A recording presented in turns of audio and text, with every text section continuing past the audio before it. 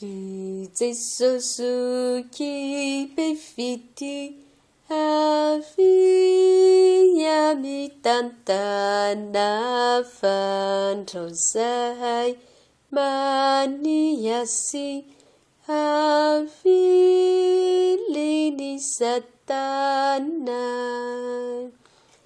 Jeso tahizay fa mbola kely saina, tsy mba endry tsy mahay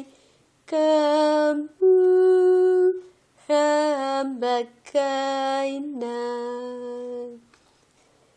Maniry izay Jeso ho zandry izay manoaka ty ampahehezonao ho tianao tokoa. Jeso tahizay fa mbola kely saina, tsy mba endry tsy mahay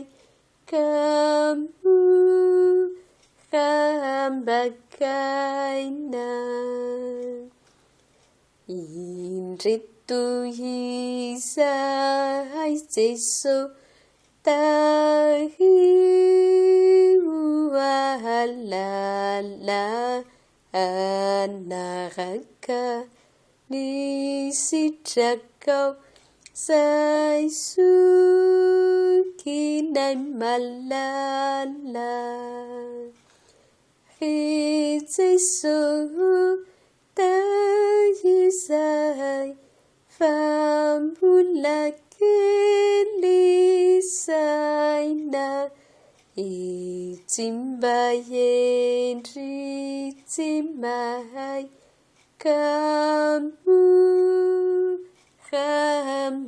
hambakaina.